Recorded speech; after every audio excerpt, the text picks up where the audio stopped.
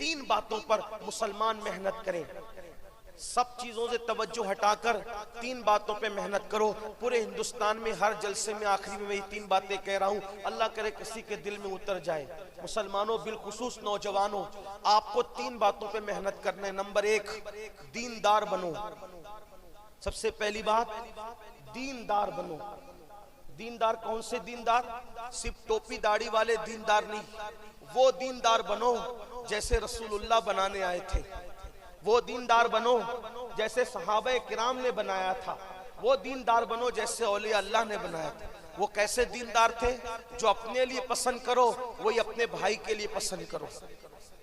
तुम्हारा भाई पड़ोस में भूखा सोए, तुम पेट भर के नहीं सो सकते। ये दीनदारी की अहम पहचान। दूसरों का बुरा ना चाहो, सबका भला चाहो। वो दीनदार कैसे बनना, उलमा से पूछो। लेकिन इतना कहता हूं, नंबर एक, दीनदार बनो। नंबर दो, मालदार बनो। मालदार बनना है, पहले दीनदार बनो फिर मालदार बनो। आप कुछ लोग आने आपको सबक पढ़ा दिया, नहीं मौलाना हमारे नबी तो बड़े गरीब थे, बड़े मुफलिस थे और वो पेट पे पत्थर बांधते थे। ये सब झूठ है। हमारे नबी कोई गरीब नहीं थे, कोई मुफलिस नहीं थे, बल्कि हमारा अकीदा ये है, हमारे नबी जितने मालदार थे उनसे पहले इतना बड़ा मालदार दुनिया में कभी नहीं आया और ना क़यामत तक उनके बाद इतना बड़ा मालदार कोई आ सकता है। आप कहेंगे ये खाली अकीदतें, अकीदतें नहीं हकीकतें हैं। इसलिए कितने वो मालदार क्यों इतने थे पता है? कि कोई एक खेत का मालिक है, कोई एक मुल्क का, कोई एक रियासत का मालिक है, तन्हा मेरे नबी है। अल्लाह ने उनको जमीनों का भी मालिक बनाया, उनको आसमानों का भी मालिक बनाया, उनको जन्नत का भी मालिक बनाया, उनको हर चीज का मालिक बनाया। इसीलिए इमाम अहले सुन्नत कहते हैं, खालिक कुल ने आपको मालिक कुल बना दिया। दोनों जहां आपके कब्जा व इख्तियार में। हमारे नबी सबसे ज्यादा मालदार थे। ये तो बात हो गई अकीदत की, लेकिन बात आपको बताऊं, हुजूर की जाहिरी जमीनें भी मदीने शरीफ में बहुत थी, बहुत जमीनें थी हुजूर की, और लाखों की मंथली आमदनी थी। मगर शान ये थी कि सुबह लाखों आते और शाम आने से पहले पहले तकसीम हो जाते। हमारे नबी गरीब नहीं थे, बहुत मालदार थे। आपको भी मालदार बनना है। इमाम आजम भी मालदार थे, सिद्दीक अकबर भी मालदार थे, फारूक आजम भी मालदार थे, इमाम हसन इमाम हुसैन भी मालदार थे। ये इल्म वाले मौजूद है, इनकी मौजूदगी में कहूं, बड़े से बड़ा आज फैक्ट्री का मालिक अगर किसी के पास कोई भिखारी आए तो कितना देता है? अगर 500 देगा ना, पीर को भी तो दिखा के देता है। भिखारी की बात जाने दो, पीर को भी देता है। तो सोचता है कि 4 मुरीद देखे कि मैंने पीर को 500 दिया। यही है ना, भिखारी को तो कोई जल्दी 500 देता भी नहीं। अब आपसे पूछता हूं, इमाम हसन और इमाम हुसैन के पास भिखारी आते हैं तो एक एक वक्त में इमाम हसन और इमाम हुसैन 50-50 हजार दिरहम लोगों को अता कर देते हैं। तो जो गरीब लोग होंगे वो फकीरों को 50,000 देंगे, बल्कि अल्लाह की कसम 50,000 देकर साथ में चिट्ठी लिख कर भी देते हैं, माफ करना अभी इतना ही है, अगर और होता तो और अता कर देते। हमारे यहाँ गरीब कौन है? सब तो मालदार लोग। आप भी मालदार बनो, लेकिन जुए से मत बनना, शराब के धंधे से मत बनना, सूद के धंधे से मत बनना। मोबाइल का इस्तेमाल कम करो, फेसबुक का इस्तेमाल कम करो, यूट्यूब का इस्तेमाल कम करो। वक्त का सही इस्तेमाल करके 8 घंटे की बजाय 16 घंटे मेहनत करो और मालदार बनो। अल्लाह तुम्हें तरक्की देगा। इन बुजुर्गों से दुआ लो, जो अंदर है उनसे दुआ लो, जो ऊपर है उनसे दुआ लो। और दुआ लेने का तरीका आपको बताऊं, हमारे मखदूम सरकार मखदूम अशरफ जहांगीर समनानी फरमाते हैं, बुजुर्गों से कुछ लेने जाना है, तवज्जो करना, तवज्जो है आपकी। फरमाते हैं बुजुर्गों से कुछ लेने जाना है तो जब भी बुजुर्गों से मिलने जाओ तो खाली हाथ ना जाया करो। जो खाली हाथ नहीं जाता वो खाली हाथ वापस भी नहीं आता। इसलिए जमीन के ऊपर है बुजुर्ग तो भी खाली हाथ ना जाओ, जमीन के अंदर है तो भी खाली हाथ ना, कुछ ना कुछ उनके लिए लेकर के जाओ।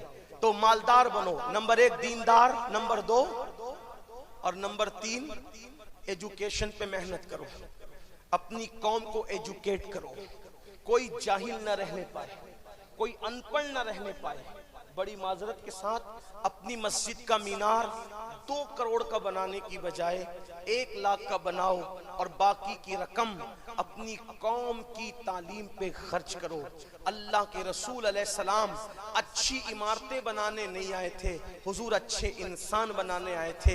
कितनी भी अच्छी इमारत बनाओगे वो खंडर में तब्दील हो जाएगी, लेकिन अगर अच्छे इंसान बना दोगे, अच्छी इमारत दूसरी अच्छी इमारत तामीर नहीं कर सकती, लेकिन एक अच्छा इंसान हजारों को अच्छा बना देता है। सुफ़ा के चबूतरे पे बैठकर हुजूर ने सिद्दीक को ऐसा ढाला था, फारूक आजम को ऐसा ढाला था, उस्मान गनी को ऐसा बनाया था, मौला अली को, साद को, सईद को, तलहा को, जुबैर को, अबू उबैदा को, खालिद इब्ने वलीद को कैसा बनाया था कि उन एक एक को देख करके हजारों की जिंदगियां बदल गई। आप नहीं देखते यहाँ अल हज़रत अलाउल पंडवी की कौन सी अच्छी इमारत है?